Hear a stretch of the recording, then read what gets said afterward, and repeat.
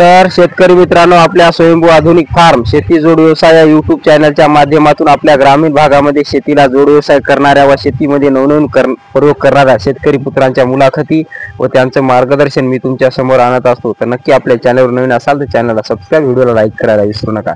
तर भाऊ, मला तुमचं पूर्ण नाव आणि पूर्ण पत्ता सांगायला. श्रीराम रंगराव पौळ, राहणार दगडवाडी, तालुका हातगाव, जिल्हा नांदेड. बर, तर आम्हाला सांगा आता तुमच्याकडे वगार पालन हात काय म्हशी हात याच्यात? वगार वगार फक्त वगार. तर हे वगार पालन आपण कधीपासून सुरू केलं? दिवाळीपासून का? बरं, तर सुरुवातीला आपण किती वगारी घेतल्या बरं? 2 घेतले. 2 का? बर, तर मला सांगा तुम्हाला जमीन किती आहे? 12 एकर. 12 एकर.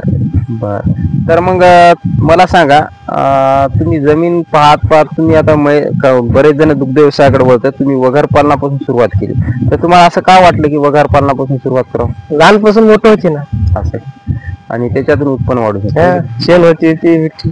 बरं. तर 2 वगारीपासून सुरुवात केली, तर आज घडीला आपल्याकडे किती वगारी आहेत बरं? 10 आहेत का? बरं. तर आम्हाला सांगा, ह्या वगारी बाजारातून घेतल्या का शेतकऱ्याजवळ? शेतकऱ्यापासून काही, बाजारातून काही. बरं.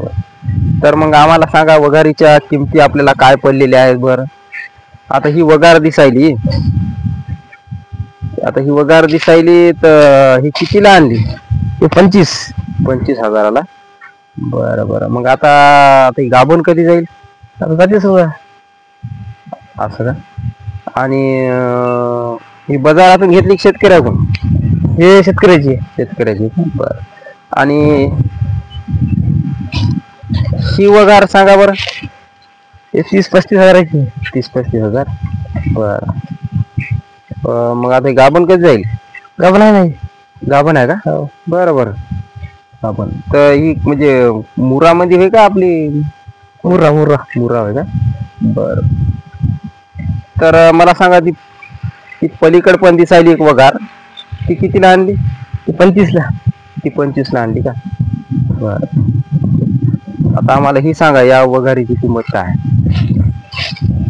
तिची 30-35. 30-35. बरं. आता गाभण आहे का? ही गाभण आहे. बरं. किती महिने झाले गाभण राव?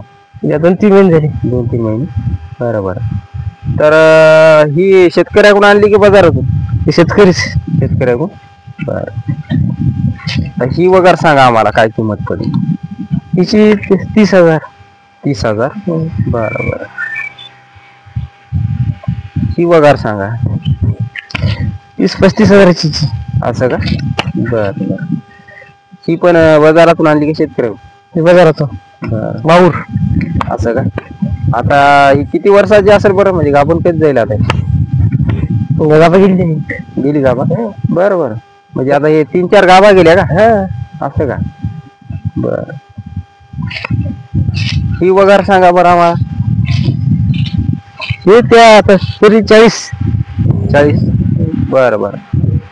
आता गाभण आहे का? गाभण जाईल? खाली आहे का? बर, आणि ही खालीच आहे का? ही कितीला आणली असेल? तरी 30 हजाराची. 30 हजाराची. बरं. मला हे सांगा, ही वगार कितीला आणली? 30 हजाराची. खायला घेतली. खाली आहे का? बरं. आणि हे वगार? 10,000. हे पण इकत आणलं का? बरं. तर शेतकरी मित्रांनो, बघू शकता, शेतीला जोड व्यवसाय म्हणून या तरुणांनी वगार पालन केलेलं आहे. वगार बघू शकता नेमकं. यांनी आणखीन आता मला सांगा, आता या वगारीपासून तुम्ही म्हैस पालन करून दुग्ध व्यवसाय करणार का विक्री करणार? दूध व्यवसाय. मग आणखीन वाढवायचा विचार आहे का वगार? हो, वाढवायचा. बरं. तुम्ही आता आम्हाला म्हणले की कोणी शेतकऱ्याकडे वगार पालन असतील तर तुम्ही खरेदी करायची इच्छा आहे तुमची? हो. तर नक्की शेतकरी मित्रांनो, आपले चॅनल बघत असाल तर कोणाकडे वगार असतील तर यांना तुम्ही कळवू शकता आपल्या चॅनलच्या माध्यमातून. यांना आणखीन वगार घ्यायचे आहेत. तर मला सांगायचं, सकाळपासून चारा नियोजन कसं करता? सकाळी कुटार, पुन्हा वाडा. बरं. दुपारा ऊस. संध्याकाळचं पुन्हा वाडा. बरं. आता यांच्यासाठी चारा किती क्षेत्र आहे बरं तुमच्याकडे? 4 बॅग हायब्रिड. 4 बॅग हायब्रिड आहे. बरं. कुटार वगैरे जमा करून. कुटार आहे. मग आता हे तुमचं इथं शेत इथं दिसायलं, तर मग आता उन्हाच्या टायमाला याला कुठं बांधता? लिंबाखाली. लिंबाखाली. म्हणजे शेतकरी मित्रांनो बघू शकता, वगार पालन करण्याचा एक बेनिफिट फायदा हे आहे की जास्त शेड बीड वगैरे करायची गरज नाही, खर्च आहे की नाही, कमी खर्चापासून चांगलं उत्पन्न आपण मिळवू शकतो. आणि हे तुमच्या सोबत सहकारी मित्र आहेत का? सहकारी. बरं बरं. हे तुमच्या सोबत हात मिळवणी करून काम करू लागतं आहे की नाही? बरं. भाऊ तुमचं नाव काय? करण का? बरं. तर मग आम्हाला सांगा, आता याची पुन्हा पावसाळ्यात राहण्याची व्यवस्था कुठं करता? शेड मारायचा. शेड मारायचं आहे का? बरं बरं. तर शेतकरी मित्रांनो हे बघू शकता, तिकडे त्यांचा टाळके आहे आणि आता सध्या उन्हाळ्यात दिवस आहे तर रानं मोकळी झालेली आहेत. ऊस कोणीकडे दुसरीकडे आहे म्हणजे काय? हे रोडचा ऊस. ते रोडचा का? बरं बरं बरं.